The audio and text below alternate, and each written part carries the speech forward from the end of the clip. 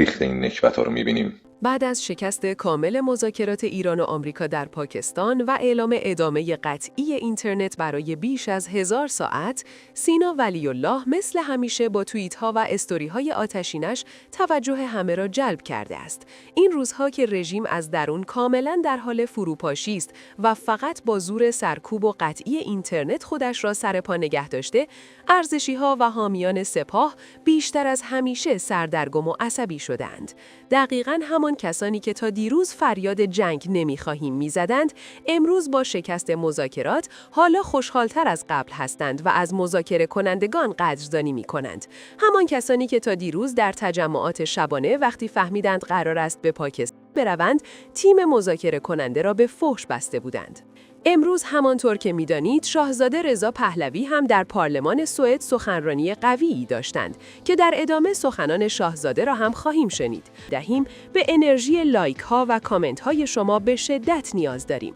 لطفاً با حمایتتان به تیم ما نشان دهید که تنها نیستیم. یعنی تلاش و کوشش و پشتکاری که مخالفان شاهزاده رضا پهلوی برای مخالفت و مبارزه با اون و طرفدارانش در پیش گرفتن و اگر 1/10 در طول این سالها در برابر جمهوری اسلامی در پیش گرفته بودند، ما تا الان 10 بار انقلاب کرده بودیم. سینا 2 روز پیش در توییتر خود برای طرفداران حکومت این گونه نوشت: جنگ نخواهد شد و مذاکره نخواهیم کرد رو ریختین تو مستراح و سیفون رو هم روش زدین و رفتین برای خالیسی. بدبخت موشلی خوشخیال متوهم که روی شما راهزنا حساب باز کرده بود. سینا ولی‌الله در توییت دیگر نوشت: اگه باقر تو مذاکرات نتیجه نگیره و ترامپ دوباره حمله کنه، این شما الدنگا بودین که نتونستین صلح و آرامش رو حفظ کنین و کشور رو دوباره به جنگ کشیدین. این باشه اینجا برای اون روز. و حالا امروز همان توییت را ریپلای زده و نوشته: ترامپ امشب دوباره گفت ایران را به عصر حجر برمیگردونه و این بار همه کسانی که خواهان صلح و مذاکره بودند باید جواب بدن که چرا نتونستند صلح و امنیت رو حفظ کنند و چرا کشور و مردم را به خطر انداختند. سینا ولی‌الله با انتشار یک ویدیو پاسخ خانمی را داد که شاهزاده و توماج و خامنه‌ای را با هم مقایسه کرده بود و با عصبانیت گفت: من میگم در مقابل رضا پهلوی توماج رو قرار میدیم، شما چی میگید؟ طرف ویدیو داده شاهزاده رو با خامنه‌ای یکی دونسته، میگه این دوتا جفتشون دیکتاتور مستبدن، رفتار کردار گفتار عمل کرد اطرافیان دستاورد اینا همه عین همه. یعنی یک رهبر دیکتاتور مذهبی که در اوج قدرت بوده و از تمام اهرم‌های قدرتش سوء استفاده کرده در جهت کشتار مخالفانش و سرکوب هموطنانش و هر کی که کلاً هر چیزی غیر از اون گفته، داری این رو با شاهزاده که کل عمرش هیچ موضع قدرتمندی نداشته، در موضع ضعف بوده، هیچ وقت هیچ حرفی از خشونت نزده و در واقع تنها اهرم قدرتی که داشتن همین مردمی هستن که توی دانشگاه و کوچه و خیابون صداش کردن، چجوری با یه نفر که خون صدها هزار نفر آدم روی دستشه این دوتا رو یکی می‌بینی؟ مثلا نمی‌فهمم چجوری ممکنه همچین اتفاقی بیفته، چجوری میشه این قیاس صورت بگیره، چجوری شما یک نفر رو که عمل کردش واسه 50 سال، نیم قرن، واسه 40 سال لمس کردین و نزدیک دیدین، شاهد بودید، مستند زنده است، این رو چطور میتونید با یه نفری که تا حالا حتی نزدیک ممکنه ندیده باشینش، از نزدیک با این آدم برخورد هم نداشتین، هیچ فرصتی نداشتین ببینید این آدم عمل کرده چجوریه، چه اهدافی رو در سرش داره و اگر احیانا قدرت در دستش باشه چه کارایی میکنه، چجوری این دو تا اصلا با هم قیاس میکنید؟ بعد شما حاضرید حتی دانشجو، یعنی بگید هیچ کس نمیفهمه، نه دانشجو میفهمه، نه دانش آموز میفهمه، نه جنسی میفهمه، نه دختر میفهمه، نه پسر میفهمه، نه هیچ کس نمیفهمه، نه من میفهمم که مثلا برای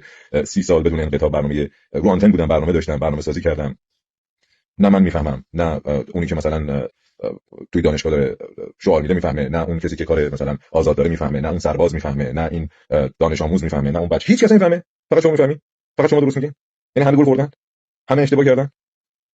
شما یعنی حاضری همه رو بکوبی برای اینکه نظر خودت رو ثابت بکن؟ بابا چه چیز عجیبیه. شما نظرتون مخالفه با حالا کسای دیگه‌ای که انتخاب خودشون کردن، برید دنبال هدف و نظر و شعار خودتون، به همون مسیر رو دنبال بکنید دیگه. چه تمام وقتتون رو گذاشتید که جلوی اینا رو بگیرین؟ اصلا چه جوری ممکنه این چیزی وایسادین جلوی بقیه که بگید نه شما اشتباه، بابا ول کنید بذار اشتباه کنن، شما مسیر درست خودتون برو. این دیگه چه سیستم این اوج دیکتاتوری اینه. اوج دیکتاتوری اینه که شما وقتی می‌بینی یه نفر دیگه، یه گروه دیگه مخالفانت قدرت گرفتن، تلاش کنی اونا رو سرکوب کنی، نه اینکه باهاشون مثلا حالا در رقابت هم نیست. یعنی مثلا بگیم شما الان بری همون به قول اون کارشناس متخصص توماج رو بیاری به عنوان رهبرتون معرفی بکنی، بدون اینکه برید اون کارو انجام بدید و شروع کنید مثلا اون فراخوان بده بیاید بیرون حمایت بکنید، مثلا تو دانشگاه صداش بکنید، بدون اینکه این کارو بکنید اونو میگید بعد میبینید نمیشه، شروع می‌کنید به فوش دادن به ایمیل دیگه که تصمیمشون گرفتن. ای بابا آخه اصلا چه سیستمیه؟ بعد خودتون روشن فکر و دانشمند و مطلع و دانا و آگاه و اینا میدونید با این دیدگاه شما مثلا جامعه خودتون رو نمیشناسید، نمیدونید چه اتفاقی افتاده تو جامعه، هنوز تو عصر حجرید. شما حتی به مرحله اینترنت و ارتباط با دنیای آزاد و اطلاعات آزاد هم نرسیدید. هنوز مثلا فکر می‌کنید تو همون دوران تو ماه عکس امام رو دیدن. نه تموم شد اون دوران. نمیشه با این حرفا نمیشه مردم رو گول زد. فهمیدن آگاهن، جامعه آگاه، نسل جدید خیلی آگاه‌تر با شعورتر فهمیده تر چیزتر از من و شماهاییه که توی عصر تکنولوژی و ارتباطات و اینترنت و این چیزا به دنیا نیومدیم و روش نکردیم. تو اون کتابا فقط کتابایی که 50 سال طاغوت و نابودی و وابسته بودن و خودفروخته بودن و تمام اینها رو به ما آموزش داده بود در طول دوره تحصیل. در مورد دوره قبل حکومت پهلوی، دوره جدید اون خریتای ما رو ندارن. دسترسی دارن، اینترنت هست، میرن سرچ میکنن یوتیوب این ور اون ور، ببینن نه اینجوری نیست، اینا زر میزدن. نه تو ماه والا ندیده کسی که عکس امام دیده بشه. نه اینا رو میفهمن. برای همین نکنیم این کارو. یعنی اینجوری مقابله نکنیم با نظر مخالفمون. نمیخوای همراه بشی، نشو. برو مسیر خودت رو انتخاب کن، پروموت کن، حمایت کن. به جای اینکه وایسی مسیر مخالفینت رو سعی بندازی جلوش قارا جلو تراکتور بیاری وایسی اونجا که اینا نتونن به جای برسن. نکنید این کارو. من با چشم دیدم که هنرمند و فرهیخته مملکت به جای اینکه همراه مردم باشن، عکس و ویدیوهاشون رو میذارن که تو دانشگاه مثلا دارن جاوید چاپ میگن و شعار میدن، بعد پهلوی حمایت میکنن، اینا رو میذارن میگن جلوی اینا رو بگیریم. جلوی اینا رو بعد اینا رو خفه کرد، جلوشون رو گرفت، نذاشت که شعارها اینجوری خوبین. حالا به هر حال اینقدر موضوع پیچیده است که جا نداره راجع بهش صحبت کنیم. نکنید دیگه، اینجوری نکنید، واقعا به کارتون برسید. بذارید بقیه به کارشون برسن. امید آزادی ایران. سینا در توییت دیگری نوشت ارزشی‌ها کارشون اینه که صبح به صبح بلند شن، بعد از غسل باجناقی بیان اینجا عکس کتلت هاشون رو با ایموجی گریه بذارن، بگن خیلی جات خالیه. سینا در مورد اینترنت هم توییت دیگری نوشت. تو کل تاریخ 1000 ساعت بدون اینترنت فقط قبل از اختراع اینترنت اتفاق افتاده که الان در عصر تکنولوژی مردم ایران دارند تجربهش می‌کنند. طی روزهای اخیر 3 منبع نزدیک به حلقه داخلی مجتبی خامنه‌ای گفتند که رهبر جدید جمهوری اسلامی همچنان در حال مداوا برای جراحات شدید صورت و پا است. همین صحبت‌ها باعث شده ارزشی‌ها در تجمعات شبانه خود کم کم شک کنند که رهبر کارتونیشان نکند واقعاً کارتونی باشد و حضور نداشته باشد. حالا سوالاتی برایشان پیش آمده که آیا واقعاً مجتبی خامنه‌ای در سلامت است یا نه؟ خیلی از این رسانه‌های معاند، رسانه‌های رجب حرکت یا خیلی از دوستان امت حزب الله براشون سوال شده که الان در خصوص سلامت رهبر عزیزمون، امام حی و حاضرمون، آقا جانمون که جان ناقابل مثل منی فدای ایشون باشه، برای سلامتیشون، برای اتفاقی براشون افتاده، این نگرانی برای همه وجود داره. خب ببینید، من یک نکته رو صریح عرض بکنم با اطلاع از افرادی که مطلعاً سوال کردم. حضرت آیت الله سید مجتبی حسینی خامنه‌ای رهبر عزیزمون اولا در سلامت کاملا بدون مجروحیت، صورت مبارکشون سالمه، چشم مبارکشون سالمه، کاملا مسلط به اوضاع رو رصد میکنن. اینو با اطلاع میگم، از فضای مجازی گرفته مطلعن، آنچه در میدان ها میگذره مطلعن، در صحنه نبرد که خودشون فرماندهی میکنن، فرمانده کل قوا هستن و مطالبات مردمی رو هم کاملا در جریانن. هیچ گونه دلهره‌ای به دل راه ندید. شاهزاده رضا پهلوی روز 24 اردیبهشت 13 آپریل در سخنرانیش در پارلمان سوئد در استکهلم از دولت‌های اروپایی خواست از عادی‌نمایی روابط یا مشروعیت بخشی به جمهوری اسلامی دست بردارند و به جای آن در کنار مردم ایران بایستند. او در این سخنرانی که به دعوت نمایندگانی از احزاب دموکرات مسیحی و دموکرات‌های سوئد انجام شد، گفت آنچه امروز در ایران جریان دارد نه یک اختلاف سیاسی معموله، بلکه یک رویارویی ملی میان یک تمدن و رژیمی است که نزدیک به نیم قرن آن را اشغال کرده است. در ادامه صحبت‌های کامران خانسارنیا، رئیس دفتر شاهزاده، از ایرانیانی که برای حمایت از شاهزاده گرد آمده بودند از طرف ایشان قدردانی کرد را می‌بینیم. اعلیحضرت فقط می‌خواستند بدونین که واقعا از شماها ممنون هستن که تشریف آوردین. متأسفم میدونید که این آقایون میدونید که خیلی مواظب خیلی خوش اومدید، خیلی خوش اومدید. سپاسگزارم. میدونید که اعلیحضرت واقعا ارزش خیلی زیادی برای تک تک شما هستن و اینه که در سطح بین‌المللی صدای هم‌میهنانمون هستیم. بله. بهشون بگید ما دوستش داریم. قدمشون روی چشم شما به عرضشون میرسونم. حتما ممنون اومدی، خسته نباشید. سپاسگزارم. میدونم سرده و کار و زندگی اگر بشه این آقایون اگر میدونی که آره من میتونم یه شعر برای اعلیحضرت بدم؟ میشه صدای ما رو؟ میشنون که اینو از طرف مردم سوئد به اعلیحضرت بگید. ایران شده آماده، فرمان بده شاهزاده. ایران شده آماده، فرمان بده شاهزاده. ایران شده آماده، فرمان بده شاهزاده. ایران شده آماده. فرمان بده شاهزاده. سلام ما رو بهش برسونید خیلی زیاد. دستتون درد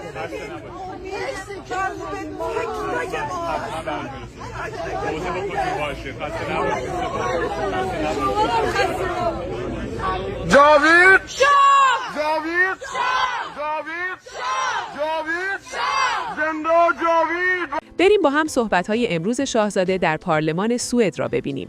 در مجموعه خود رژیم ترک‌ها و گسست‌ها دارن عمیق‌تر میشن. بخش‌های بیشتری از دستگاه امنیتی دارن از دستور سرکوب غیر نظامی‌ها سرپیچی میکنن. بسیاری مشخص گفتند که وفاداری حقیقی اونها کجاست، وفاداری اونها به ملت نه به سرکوبگران. وقتی که این مسیر ظاهر میشه اطمینان دارم که اونها درست عمل خواهند کرد. هیچ حکومتی نمیتونه نجات پیدا کنه و باقی بمونه وقتی که نیروهای سرکوب خودش تمایل به سرکوب رو از دست میدن و ما داریم به اون لحظه نزدیک میشیم. ببینید کی دوست شماست و کی دشمن شماست. مردم ایران متحدان طبیعی شما هستند، اما در گروگان این اشغالگران هستند. وقتی که بعضیا میگن جنگ مداخله است، من به اون به شکل یک عملیات رهایی بخش ضروری نگاه میکنم. به عنوان مثال وقتی که فرانسوی ها با پیاده شدن متفقین در نورماندی در جنگ جهانی دوم به آزادی خودشون رسیدن. بنابراین این رو باید به پایان برسونیم. این مسئله نیست که بشه نصف نیمه باش برخورد کرد، برای اینکه شما الان رژیم رو در ضعیف‌ترین مقطع خودش دارید، اما همچنین در خطرناکترین وضعیت خودش، برای اینکه آماده است که انتقام بگیره و انتقام خواهد گرفت در وهله اول از شهروندان خود ما و همچنین انتقام خواهد گرفت از هر کس دیگری که در این فرآیند نقشی داشته. برای همین که خیلی مهمه، چیزی که خیلی مهمتر از قیمت یک بشکه نفت یا انتخابات میان دوره‌ای است اینه که این رژیم باید بره. این تنها راه خاتم دادن به تهدید هسته‌ای است. جنگ طلبی اونها، تهدیدشون علیه کشتیرانی است، ادامه جنگ‌های نیابتی، صادر کردن تروریست به خاک اروپا، جنگ اوکراین. هر جنبه‌ای که بتونید تصور کنید همشون در یک بسته قرار گرفته و اون رژیم مستقر در تهرانه. فراتر از صادر کردن بیانیه و قطعنامه زمان اقدام فرا رسیده و در نهایت عامل تعیین کننده اینه که تصمیم بگیریم کدوم اقدامات رژیم رو تضعیف میکنه و همزمان توانمند میکنه و بهتر میکنه قابلیت مردم ایران رو برای ادامه مبارزه. همونطور که در سخنرانی گفتم ما خواستار نیستیم که از خارج بیان برای ما بجنگن. مردم دوباره قیام خواهند کرد و زمانش خواهد رسید، اما ما نیاز داریم کارهای لازم انجام بشه که وقتی که فراخوان بعدی فرا برسه و مردم آمادن که کشورشون رو پس بگیرن، یک مشت اوباشی که رژیم از کشور همسایه وارد کرده یا حالا به هر ترتیب میخواد تامین مالی کنه که دوباره نیان به مردم شلیک کنن در خیابان‌ها. این چیزی که در محاسبات ما باید روش تمرکز داشته باشیم و این بهترین راه است برای پای دادن به این مشکلات، به جای که نگران محاصره دریایی باشیم یا دیگر مشکلات. مردم ایران هرگز یک نسخه دوباره بسته‌بندی شده این رژیم رو نخواهند پذیرفت. زیادی خون ریختند، جانهای زیادی از بین رفته، گورهای زیادی کنده شدند. بنابراین خواست ما تغییر زندانبان نیست، خواست ملت ایران آزادی است. و رویدادهایی که این پارلمان داره از نزدیک دنبال میکنه. به شما اینو میگم، عملیات نظامی کنونی که الان دچار وقفه شده، هر خروجی که داشته باشه، چه جمهوری اسلامی سقوطش رو تسریع کنه یا چه شکاف‌های داخل اون رو عمیق‌تر کنه، سرنوشت ایران رو نیروهای خارجی رقم نخواهند زد، بلکه مردم ایران خودشون این سرنوشت رو رقم خواهند زد. انقلاب شیر و خورشید، قیامی که مردم ایران در ژانویه با خون خودشون و با شجاعت خودشون شروع کردن، این رو هیچ محاسبات رژیم یا هیچ مانور دیپلماتیک یا هیچ نتیجه نظامی نمیتونه تغییر بده. مردم ایران این انقلاب رو شروع کردن و مردم ایران اون رو به پایان خواهند رسوند. اگر عملیات نظامی جمهوری اسلامی رو به قعر تاریخ، جایی که بهش تعلق داره، بفرسته، ما اونجا خواهیم بود آماده، سازمان یافته و مصمم برای اینکه ایران بعد از اون رو بسازیم. و اگر رژیم از این طوفان جان سالم به در ببره موقتا، ما انقلاب رو ادامه خواهیم داد تا زمانی که به سرانجام برسه. ما این سفر رو شروع کردیم و اون رو به پایان خواهیم رسوند. تاریخ به ما گزینه دیگری نداده. اما دید برتر متوقف نمی شود. ما داریم از صفر ولی با تجربه 100 شروع می کنیم. قدرت ما فقط و فقط به حمایت تک تک شما بستگی دارد. با سابسکرایب و معرفی ما به دوستانتان کمک کنید تا دوباره قوی تر از قبل صدای حقایق باشیم. دم همتون گرم که در این روزهای سخت پشت تیم ما را خالی نمی کنید. جاوید شاه، پاینده ایران.